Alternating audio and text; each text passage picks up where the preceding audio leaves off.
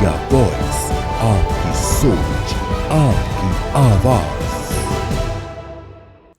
नमस्कार, India voice देख रहे हैं आप और मैं हूं आपके साथ प्रज्ञा मिश्रा। बुलेटिन की शुरुआत करेंगे, लेकिन उससे पहले सीधे आपको ले चलते हैं चंदौली, जहां CM Yogi Adityanath Chandauli court complex शिलान्यास के लिए पहुंचे हैं। क्या कुछ कह रहे हैं, चलिए आपको सुनाते हैं। यहाँ पर उपस्थित हुए हैं इलाहाबाद उच्च न्यायालय के हमारे तमाम न्यायमूर्तिगण आज के समारोह में उपस्थित हुए हैं। मैं उन सब का एक बार फिर से हृदय से स्वागत करता हूं, अभिनंदन करता हूं और आप सभी को इस इंटीग्रेटेड कोर्ट कॉम्प्लेक्स के शिलान्यास के अवसर पर, भूमि पूजन कार्यक्रम के अवसर पर हृदय से बधाई देता हूं, अपनी शुभकामनाएं देता हूं।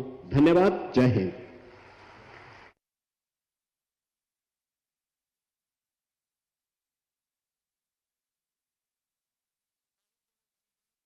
का आज शिलान्यास किया सीएम योगी आदित्यनाथ ने। चंदौली वासियों को ये बड़ी सौगात दी। कोर्ट कॉम्प्लेक्स का शिलान्यास किया गया। इस दौरान सीजीआई जो है वो भी मौजूद रहे। अधिवक्ताओं की लंबे समय से मांग थी कोर्ट कॉम्प्लेक्स की, और इसका प्रतिनिधिगण सीएम योगी आदित्यनाथ, हमारे बार से जुड़े हुए सभी हमारे अधिवक्तागण और उपस्थित बहन और भाइयों, मैं सबसे पहले उत्तर प्रदेश के इस सीमावर्ती जनपद में, चंदौली जनपद में आज भारत की न्यायपालिका से जुड़े हुए हमारे सभी वरिष्ठ न्यायमूर्तिगण, माननीय मुख्य न्यायाधीश जी के नेतृत्व में आज यहां पर पधारे हैं। मैं काशी विश्वनाथ की इस पावन धरा पर, बाबा कीनानाथ की इस पावन धरा पर उनका और सभी माननीय न्यायमूर्तियों का उत्तर प्रदेश की जनता की ओर से और आप सभी बार से जुड़े हुए और चंदौली जनपद के साथ साथ इन सभी जनपदों के नागरिकों की ओर से, अधिवक्ताओं की ओर से हृदय से मैं स्वागत करता हूं, अभिनंदन करता हूं।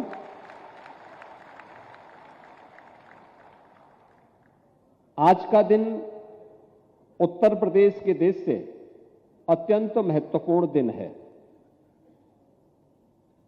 और महत्वपूर्ण दिन इस बात को लेकर के कि यहां की न्यायपालिका के इतिहास के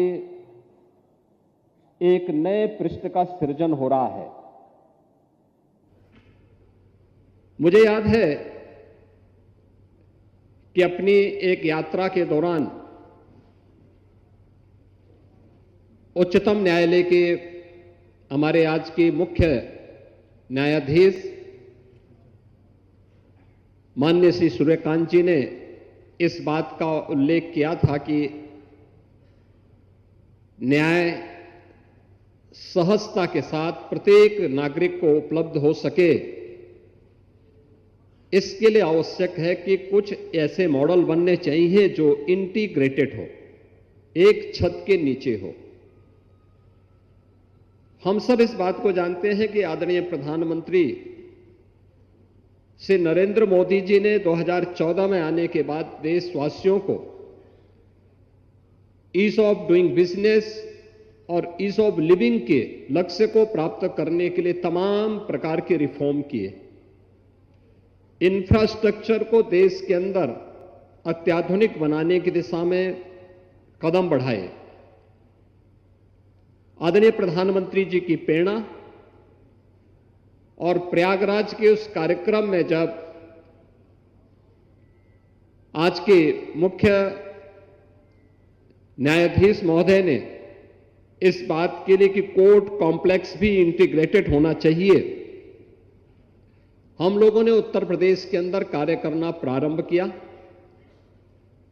और मैं धन्यवाद दूंगा कि इलाहाबाद उच्च न्यायालय के हमारे मुख्य न्यायाधीश महोदय ने, इससे पहले इलाहाबाद उच्च न्यायालय के मुख्य न्यायाधीश के रूप में माननीय श्री बिंदल जी ने, इस दिशा में पूरा सकारात्मक सहयोग किया और उत्तर प्रदेश सरकार ने एक साथ उन 10 जनपदों में जहां पर अभी तक स्वयं के डिस्ट्रिक्ट कोर्ट नहीं बन पाए थे, उनको एक साथ अपनी स्वीकृति दी कि यहां पे इंटीग्रेटेड कोर्ट कॉम्प्लेक्स बनने चाहिए। मुझे प्रसन्नता है कि आज हम लोगों ने, उत्तर प्रदेश सरकार ने पहले चरण में 6 जिन जनपदों में चंदौली भी है, इस चंदौली जनपद समेत 6 जनपदों का धनराशि अवमुक्त कर दिया है और ये पैसा जा चुका है, डिजाइन अप्रूव हो चुकी है, सारी औपचारिकताएं पूर्ण हो चुकी हैं। तो चंदौली से सीएम योगी आदित्यनाथ को आप सुन रहे थे। अब रुक कर लेते हैं खबरों की ओर। दिल्ली से जुड़ी इस वक्त की बड़ी खबर आपको बता दें, दिल्ली विधानसभा की तरफ से आतिशी को नोटिस जारी किया गया है। आपको बता दें, गुरुओं के अपमान मामले में बीजेपी का आप पर जमकर हमला देखने को मिला है। फॉरेंसिक की रिपोर्ट में वीडियो सही पाया गया है, ये बीजेपी की तरफ से कहा गया है। वहीं रिपोर्ट में आतिशी का वीडियो सही पाया गया है। आपको बता दें, वीडियो में किसी तरह का छेड़छाड़ नहीं किया गया है, ये बीजेपी ने बताया है। 19 तारीख तक लिखित जवाब देने को कहा गया है। तो दिल्ली विधानसभा की तरफ से आतिशी को नोटिस जारी किया गया है। 19 तारीख तक लिखित जवाब देने को कहा गया है। इसके साथ ही बीजेपी ने जमकर आप पार्टी पर हमला बोला है। उनका कहना है कि फॉरेंसिक की जो रिपोर्ट है उसमें वीडियो जो है वो सही पाया गया है। तो बीजेपी ने ये दावा किया गया है कि जो वीडियो है वो सही पाया गया है, वीडियो में किसी तरह का छेड़छाड़ जो है वो नहीं किया गया है। बीजेपी की तरफ से ये स्टेटमेंट दिया गया है। तो फॉरेंसिक रिपोर्ट में वीडियो सही पाया गया है। गुरुओं के अपमान मामले में बीजेपी ने आप पार्टी पर जमकर हमला बोला है। दिल्ली विधानसभा की तरफ से आतिशी को नोटिस जारी किया गया है। तो आपको बता दें, गुरुओं के अपमान मामले में आतिशी को नोटिस जारी किया गया है। दिल्ली विधानसभा की तरफ से ये नोटिस जारी किया गया है। बीजेपी ने आप पार्टी पर इस मामले को लेकर जमकर हमला बोला है। उनका साफ तौर पर कहना है कि फॉरेंसिक की रिपोर्ट में वीडियो जो है वो सही पाया गया है। रिपोर्ट में आतिशी का वीडियो जो है वो सही पाया गया है। वीडियो में किसी तरह का छेड़छाड़ नहीं हुआ है, ये बीजेपी की तरफ से कहा गया है। 19 तारीख तक आतिशी से लिखित जवाब देने को कहा गया है। तो आतिशी की अब सीधे चलिए आपको ग्राफिक्स के जरिए समझाते हैं कि किन किन मुद्दों पर और किस तरह से कार्रवाई हुई। 6 जनवरी विधानसभा में आतिशी पर सिख गुरुओं के अपमान का आरोप लगा। आपको बता दें, विधानसभा में आतिशी पर सिख गुरुओं के अपमान का आरोप लगाया गया था 6 जनवरी को। 7 जनवरी को आपको बता दें, 7 जनवरी को कपिल मिश्रा ने सोशल मीडिया पर यह वीडियो शेयर किया। कपिल मिश्रा ने वीडियो शेयर किया, यह 7 जनवरी को किया गया था। वहीं 8 जनवरी को बीजेपी विधायकों का प्रदर्शन देखने को मिला। आतिशी की सदस्यता रद्द करने की मांग की गई। तो 6 जनवरी से यह शुरू हुआ था। वहीं 9 जनवरी को पंजाब के जालंधर में कपिल मिश्रा पर एफआईआर किया गया। वीडियो से छेड़छाड़ का भी आरोप लगाया गया। पंजाब के जालंधर में कपिल मिश्रा पर एफआईआर किया गया। 12 जनवरी को दिल्ली विधानसभा का सचिवालय पंजाब पुलिस को नोटिस दिया गया। दिल्ली विधानसभा का सचिवालय पंजाब पुलिस को इस बारे में नोटिस दिया गया। तो लगातार ये कार्रवाई चलती रही। वहीं 16 जनवरी को एफएसएल की रिपोर्ट के बाद पूर्व सीएम आतिशी को नोटिस जारी किया गया। यानी आज एफएसएल की रिपोर्ट के बाद पूर्व सीएम आतिशी को नोटिस जारी कर दिया गया है। तो 6 जनवरी से यह मामला शुरू हुआ था। 6 जनवरी को आतिशी पर आरोप लगे थे सिख गुरुओं के अपमान का। उसके बाद से लगातार कार्रवाई की जा रही थी। एफएसएल की रिपोर्ट के बाद आज यानी 16 जनवरी को पूर्व सीएम आतिशी को नोटिस जारी कर दिया गया है। उनसे 19 जनवरी तक जवाब मांगा गया है। अब रुक कर लेते हैं अगली खबर की। मेरठ के सरधना थाना क्षेत्र में हुए सोनू कश्यप हत्याकांड के मामले में योगी सरकार के राज्य मंत्री नरेंद्र कश्यप ने समीक्षा बैठक की है। मंत्री ने सर्किट हाउस में पुलिस और प्रशासनिक अधिकारियों से जांच की प्रगति पर जानकारी ली और दोषियों को बख्शे जाने के बिना निष्पक्ष जांच के निर्देश दिए। उन्होंने मृतक के परिवार से भी मुलाकात कर आर्थिक सहायता दी है और न्याय दिलाने का भरोसा भी दिलाया है। आपको बता दें, मंत्री ने समाजवादी पार्टी पर हमला बोलते हुए कहा कि केवल राजनीति की जा रही है, जबकि सरकार पीड़ित परिवार को न्याय दिलाने में पूरी तरह से गंभीरता से लगी हुई है। तो मेरठ में सोनू कश्यप हत्याकांड में मंत्री ने समीक्षा की है। अधिकारियों को दिशा निर्देश दिए गए हैं। निष्पक्ष जांच सुनिश्चित करने के भी आदेश जो है मंत्री की तरफ से दिए गए हैं। इसके साथ ही परिवार को आर्थिक सहायता और न्याय का भी भरोसा मंत्री की तरफ से दिलाया गया है।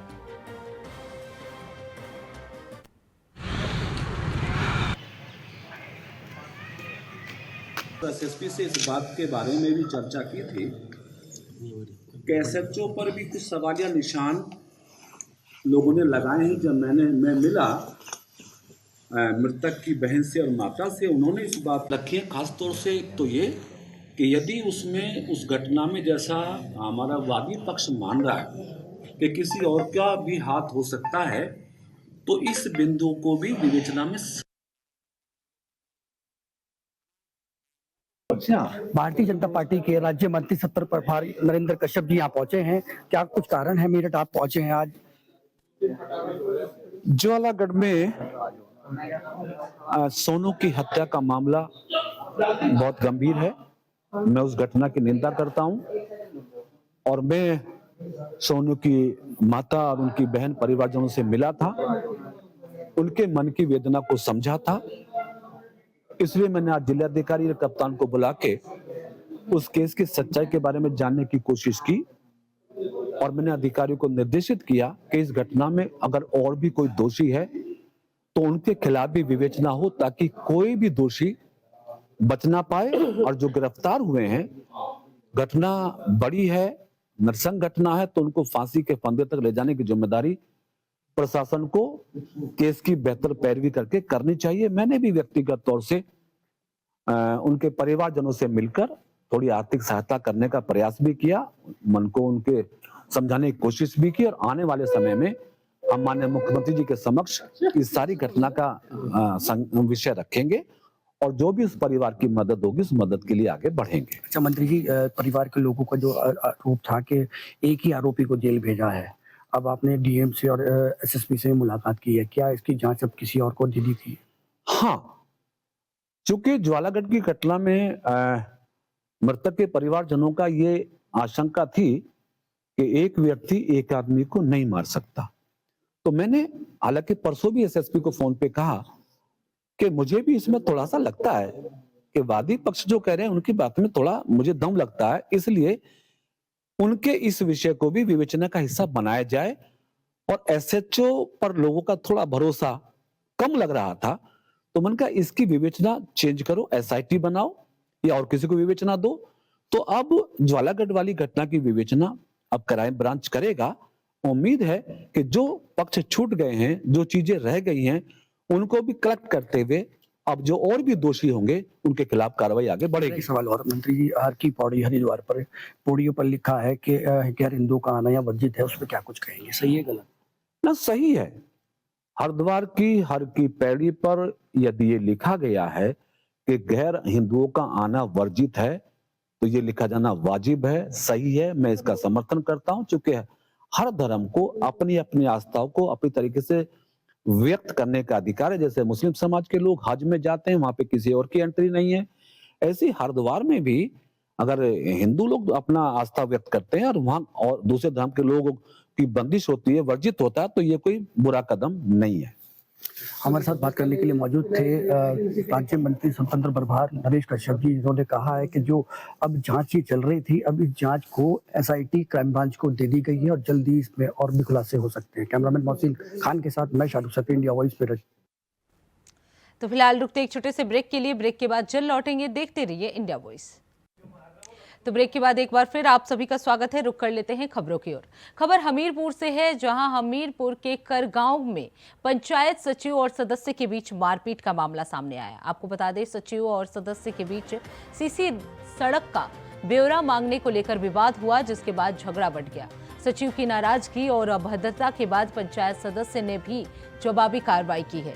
विवाद का वीडियो तेजी से वायरल हुआ। मामले की सूचना पर डायल 112 पुलिस जो है वो मौके पर पहुंची और स्थिति को शांत कराया। घटना बिमवार थाना क्षेत्र का बताया जा रहा है।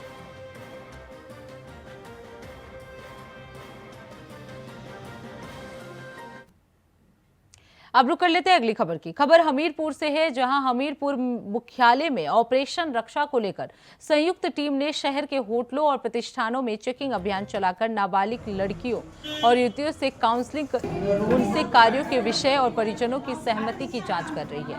लखनऊ उप महानिदेशक के निर्देशानुसार जनपद में 16 से 30 जनवरी तक चलने वाले ऑपरेशन रक्षा के तहत पहले दिन बाल कल्याण समिति अध्यक्ष, AHTU प्रभारी, चाइल्ड हेल्पलाइन, थाना पुलिस और मिशन शक्ति टीम ने हमीरपुर के होटलों, ब्यूटी पार्लरों और विभिन्न प्रतिष्ठानों में चेकिंग अभियान चलाकर काम करने वाली नाबालिग लड़कियों और युवतियों से काउंसलिंग की।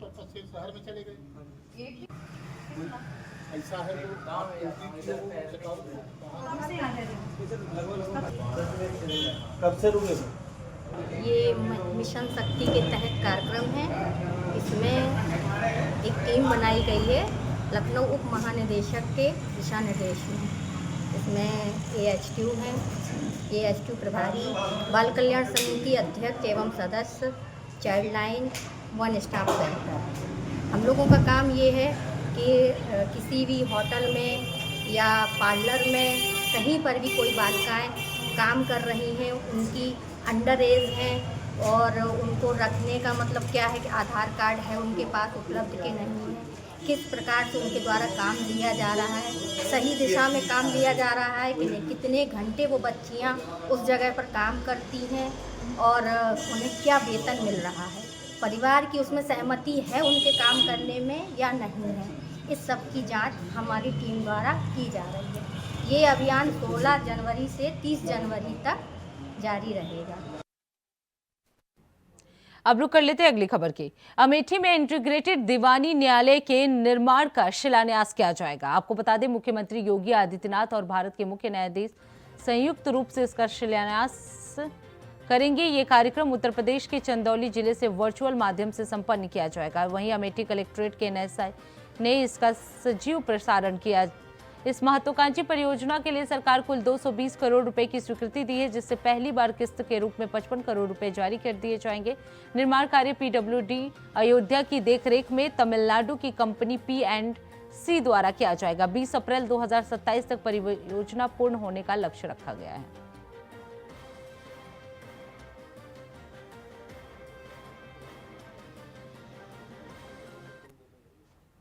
अब रुक कर लेते हैं अगली खबर की। खबर कानपुर से है, जहां देर रात एक बड़ा सड़क हादसा हो गया। आपको बता दें, नरवल मोड़ पर 2 तेज रफ्तार वाहनों के आमने सामने भीषण टक्कर हो गई। वहीं हादसे के बाद डंपर चालक केबिन में बुरी तरह फंस गया। आपको बता दें, सूचना मिलते ही फायर ब्रिगेड की टीम मौके पर पहुंची और तत्काल रेस्क्यू ऑपरेशन शुरू किया गया। फायर कर्मियों ने मल्टी डिजास्टर रिस्पांस व्हीकल की मदद से कड़ी मशक्कत के बाद डंपर चालक को सुरक्षित बाहर निकाल लिया है। वहीं प्राथमिक जांच में हादसे की वजह घना कोहरा बताया जा रहा है।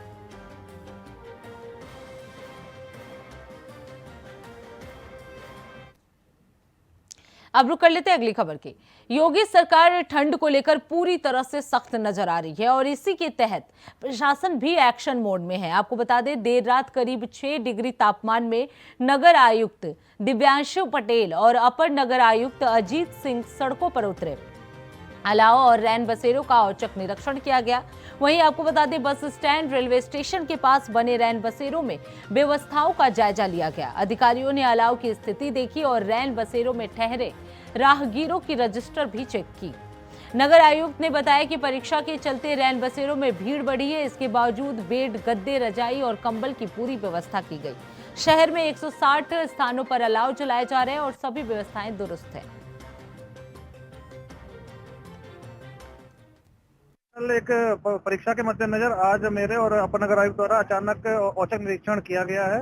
बस स्टेशन और रेलवे स्टेशन के पास जो हमारे रैन बसेरे हैं, अलाव के जो पॉइंट है, उनका निरीक्षण किया गया है और सारी सुविधाएं सुचारू रूप से संचालित भी पाई गई हैं। आप लोगों ने भी देखा होगा कि रैन बसेरों में अच्छी क्वालिटी के कंबल, साफ सुथरी व्यवस्था है। चूंकि आज परीक्षार्थियों की संख्या ज्यादा होने के नाते बेड कम पड़े हैं, लेकिन हमने गद्दे और कंबल की उचित व्यवस्था की है। फायर एक्सटिंग्विशर तक भी लगाए गए हैं। किसी प्रकार की कोई अनहोनी ना हो, कोई संदिग्ध तत्व, अवांछित तत्व रैन बसेरों में जाकर कोई घटना न कारित कर सके, इस संबंध में भी हमने पहचान पत्र, आधार की व्यवस्था रखी है कि वो दिखाने के बाद ही प्रवेश होता है। फिर भी यदि कोई व्यक्ति ऐसा है जिसके पास आधार नहीं है या कोई पहचान पत्र नहीं है, तो अपना स्थायी पता नोट कराकर हम उसे यहाँ पर एकोमोडेट कर रहे हैं। कुल मिलाकर जो शासन के निर्देश थे, माननीय मुख्यमंत्री जी के निर्देश थे, उसमें पहले भी डीएम सर और मेरे द्वारा संयुक्त निरीक्षण किया गया था। आज हमारे और अपर नगर आयुक्त के द्वारा निरीक्षण किया गया है। हमारी पूरी कोशिश है कि अलाव और रैन बसेरों की व्यवस्था शासन के निर्देशों के क्रम में चलती रहे। अब रुक कर लेते हैं अगली खबर की। मथुरा में बांके बिहारी मंदिर कॉरिडोर के निर्माण में महत्वपूर्ण कदम उठाया गया है। हाई पावर्ड मैनेजमेंट कमेटी और जिला प्रशासन के साझा प्रयासों से पहली रजिस्ट्री पूरी हो गई है, जिससे विकास का मार्ग साफ हो गया है। आपको बता दें, बिहारीपुरा क्षेत्र में रजिस्ट्री तहसीलदार के पक्ष में संपन्न हुई। यति गोस्वामी, अभिलाष गोस्वामी और अनिकेत गोस्वामी ने स्वेच्छा से भूमि देकर परियोजना को हरी झंडी दिखाई है। कॉरिडोर में श्रद्धालुओं के सुरक्षित दर्शन, भीड़ नियंत्रण और बैठक की व्यवस्थाएं, पेयजल और सुरक्षा का पूरा इंतजाम होगा। संकरी गलियों की अफरा तफरी खत्म होगी। इसके बनने से श्रद्धालुओं की संख्या बढ़ेगी और होटल, धर्मशालाएं, दुकानें और सेवाओं के माध्यम से रोजगार के नए अवसर खुलेंगे। ब्रज अब आस्था और आर्थिक शक्ति का केंद्र बनेगा।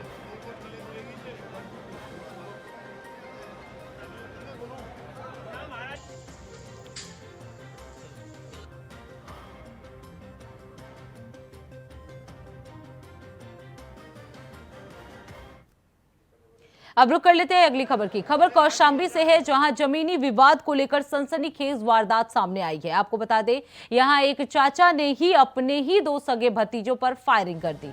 गोली लगने से दोनों भाई गंभीर रूप से घायल हो गए हैं, जिन्हें नाजुक हालत में प्रयागराज रेफर कर दिया गया है। जानकारी के मुताबिक पहले दबंगों ने एक भाई के साथ जमकर मारपीट की। जब उसे बचाने दूसरे भाई मौके पर पहुंचे तो दबंगों ने उसे भी बेरहमी से पीटा। इसके बाद आरोपियों ने फायरिंग कर दी, जिसमें शिव कुमार और आशीष यादव को गोली लगी है। सूचना पर एएसपी सहित भारी पुलिस बल मौके पर पहुंचे और जांच शुरू कर दी है। आरोप है कि पुलिस की पूर्व में की गई एक तरफा अनदेखी के चलते ये खूनी संघर्ष हुआ।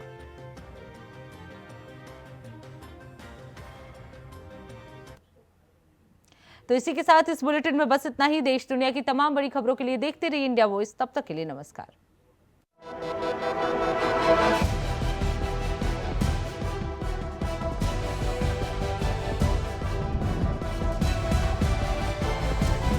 इंडिया वॉइस, आपकी सोच, आपकी आवाज।